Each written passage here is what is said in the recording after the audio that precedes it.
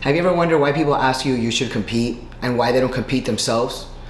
If people don't compete themselves, why do they ask others to compete?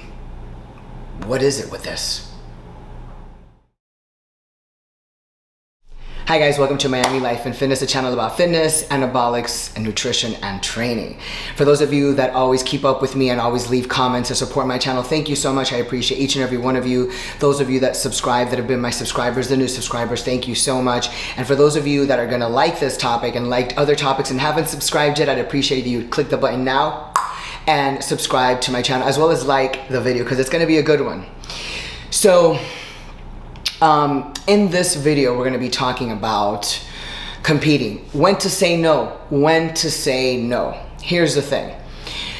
If you know that you want to get a pro card, but you know you don't want to compete in pro shows, then technically what's the real deal about getting a pro card? If you're not going to move further in the sport and you're not going to be competing as a pro and you're not 20 something and have 20 years left of competing as a pro, then what is really the point? Unless you just want to get it to frame it on your wall like I did once, but then I realized, you know, there's too much risk in doing this for what? Because I wasn't going to compete as a pro. So for those of you that always wonder, you know, why don't I compete anymore? And are you going to compete this year? And why don't you compete? And you should compete again. Here's the thing. I competed for about 6-7 years and it was great while it lasted. I really enjoyed it. I get a high and a rush from it, from challenging myself and making myself uncomfortable and stepping out of the box, which is really the mentality that one should have, or that most people have when they compete, because they're getting uncomfortable and doing things that the average person can't and won't. And I really enjoyed it. And I really never ever wanted to get a pro card until I got to Miami. I just did it for fun, for the hobby, for the passion and the love of it. But when I got to Miami and I started competing in figure, and then I said, wow, I really kind of want to go compete in a national to see if I get a pro card, just for the hell of it, you know, just for the hell of it. And at that time, I don't think my body was really ready. I looked good, but I didn't have the muscle mass, like the real, I didn't have enough muscle mass to really fulfill the category. I mean, I thought I looked great, but I didn't have enough muscle, the roundness that you really need, more of what I have now, about 3 years ago. So technically, even when I competed in nationals, I didn't even look what I look like now, with the muscle mass and the maturity that I have now. So I really never took it seriously. But the thing is, I said I did it just for the hell of it, just to see if I can get a pro card. And then I said, you know what, I really want to keep doing this, because in reality, here's the thing, you have to ask yourself, I asked myself, am I going to compete as a pro? If I get a pro card, am I going to continue to compete at the pro level? My answer at that time was no.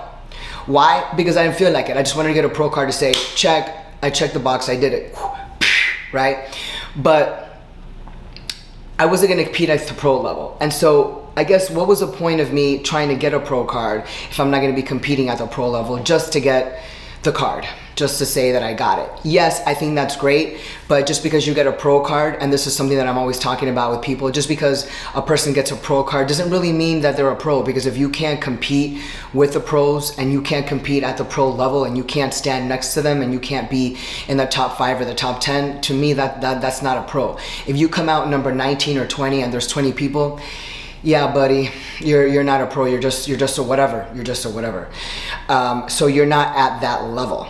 So there's a lot of people that are getting pro cards now that, in my opinion, don't deserve it.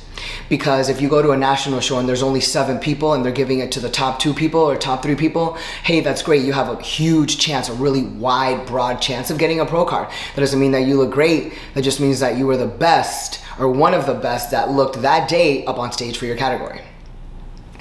I think that people are really losing reality for the sport, and people are getting out of focus for the sport, and the sport is losing respect in itself, because just a lot of people are getting pro cards now that, in my opinion, don't deserve it. Because let's say right now I go up and I compete for a pro card, right? And even though I'm not ready, okay, but let's say I'm the best one there at my level in my category. Who's gonna get a pro card? Well, me, because me and the next girl, because we're the best 2 out of that bunch that showed up that day on the stage in front of the judges for that category. And it is what it is. It is what it is. So a lot of people are being considered pros when I don't really think that they are pros. anyway, that's just my mentality. That's the way I look at it. So a lot of people now that are winning shows and winning first, second place, or getting five top call out at a show here, that let's say at any local show where there's only 5 girls in your class or 5 guys in your class, and you're like, oh, I got top 5. Yeah, because it was only 5. And so a lot of people are thinking, oh, I can do this. This is easy. I can do this. I look great. I look great. I look great. When in reality, you really don't look great. Because to me, you have to be at a certain level in order for me to respect you, to say, wow, you look great. You fit the bill. But there's a lot of people now really taking this as a joke, and really just messing around with it just to say that they did it, and winning their $5 trophy or sword for no reason. And then they really get this ego trip, and they really think that they look great, and they don't. And I really don't know what it is. And I'm just being honest, and I don't care who hates me and who doesn't. It is what it is. I'm just being real. I'm just being real. The judges talk about this too, but they got to give a card to whoever it is was the first pick out of the pick that was there. It is what it is. But here's another thing. So this is why I decided to not compete anymore, because I'm not going to compete at a pro level. But I really get asked a lot. Hey, why don't you compete anymore? Or why don't you compete? You should compete. Why don't you compete anymore? But here's the thing. Why do people ask me that I should compete again when I've decided not to, but then they ask me that I should compete again? But why? So my question to them automatically is, or has been recently, is, well, why don't you compete? I mean, if you love it and you want to see me compete after I've told you why I don't anymore, why don't you compete? Why don't you put yourself through that challenge and that transformation? Why don't you do it so you can really see and feel what it's like to actually do it once and watch your body transform? But it's really kind of silly when people just get, oh, you should compete again, when they've never competed in their life. Those people should really focus on doing that transformation on their own and actually see where they go. But I don't think it's cool that when a person individually decides that they no longer want to compete for whatever reason, whether they want to have a family or they don't want to take all the cocktail and the cycle of the hormones, and when they just realize, okay, I've gotten too big, or when they want to actually travel and enjoy life a little bit more, or whatever the reason. Maybe they want to start a business and they want to dedicate more time on their business, or whatever the reason is. Everybody has a known individual reason to actually live a different life. But it's really not cool when another person just goes around and say, oh, well, you should compete. You should compete again. If you've never competed, you really don't know what it takes and the sacrifice to actually get there and actually look good and look decent and be prepared. But if somebody hasn't actually gone through that transformation, then it's really not, I don't want to use the word fair, because this doesn't really matter what fair is, but I don't think it's cool. If a person individually decides and personally decides that they don't want to compete, that's fine. If a person decides that they don't want to, go bungee jumping, then that's their own personal decision. If a person decides, well, I don't want to get on an airplane anymore, again, that's their decision. You can't force them, oh, you should get on an airplane. If they decided that they don't want to, they don't want to. It's simple as that. But you can't go around forcing people, or not really forcing people, but more, saying that, oh, well, you should do this and you should do that.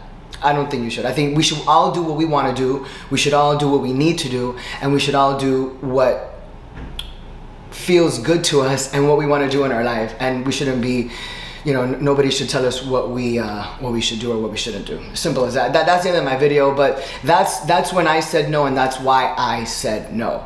But it's basically, if people start competing and if you really want to take this serious and you want to get a pro card and then compete as a pro at a pro level, and you have a few more years left in you, oh my God, great, do it, because it is a beautiful thing and it's really cool, and it really is remarkable and incredible to watch these pros compete, because they just keep getting more and more incredible every year as they grow, and that is something to respect. So think about what you want to do in the sport.